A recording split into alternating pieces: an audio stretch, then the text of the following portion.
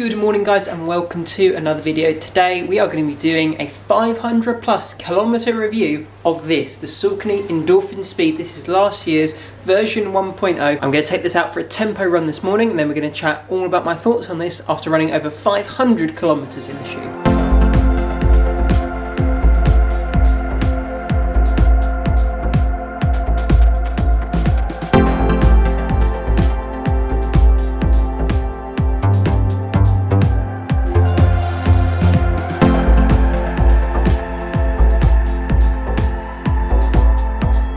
That was a really nice tempo run. Today we were out for 6 by 8 minutes at goal 10k pace me, which is just sub 4 minutes with a 2-minute rest in between. The sun was up and shining on this day when we are running in the Saucony Endorphin Pro 1. Now I did an initial review and a 100 mile review and I'll link one of those just up there. Both will be down in the comments, so see my initial, my early impressions. But now I've run over 500 kilometers in the shoe. Let's talk about the durability and how my opinions have changed over time. So let's start with the upper of this shoe, and as you can see, it really does hold a stain. I've tried cleaning these ones a numerous number of times, but this white color just will keep any kind of dirt or grime that you get on them pretty much permanently as far as I can tell. However, outside of the aesthetics, they've been pretty much perfect. There's been no obvious wear and tear on them, and they're still pretty much feeling like the day I got them. The upper hasn't started to bag at all. It's still really nice and fitted over the mid and the forefoot. The lockdown is still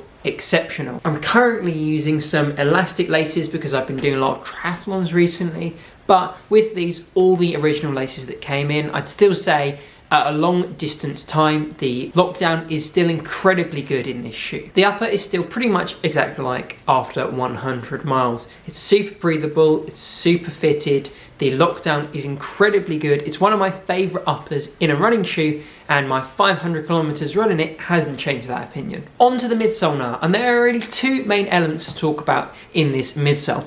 There's the foam and the nylon plate. Now let's talk about that foam first. It's lasted surprisingly well over 500 kilometers. At this point, I'm definitely feeling like it's losing some of that squish and energy return that was so incredible when I first got this shoe. However, it's still one of my best choices for tempo days or even some shorter races. I still feel like it's got a fair amount of energy kick. It just is missing that real top end when you're absolutely full gas. It's not quite giving me back as much as when it was first fresh out of the box. But like I said, still a great choice, mainly for training now rather than racing, although with how lightweight the shoe is, you can definitely still use it for some shorter racing. The other part of this midsole is that nylon plate, and it has held up incredibly well. I can still barely compress this shoe with that most of my force, and I still feel it really nicely when I'm running. It definitely has lost a little bit of the spring. However, compared to the foam, I'd say the nylon plate is holding up even better than that. That again makes me want to use it for some training days and some shorter races when that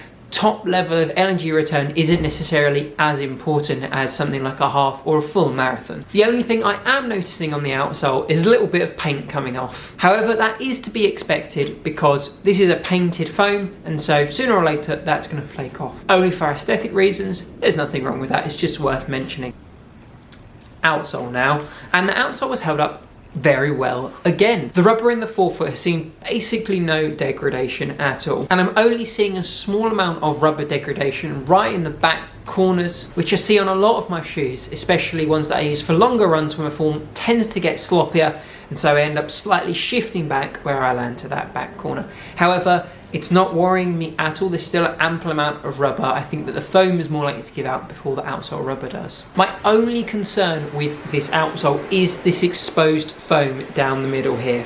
Most of this is just dirt and discoloration due to running it really regularly. However, I am seeing a little bits of flake of foam come off, and although that isn't a problem now, I think if I was to be running in more wet weather or more dirty conditions, that might become a problem, either to let water into the sole or to increase any loss of foam that might be in that area. However, again, I do think that it's more like the midsole is going to give out before the outsole problems really cripple this shoe.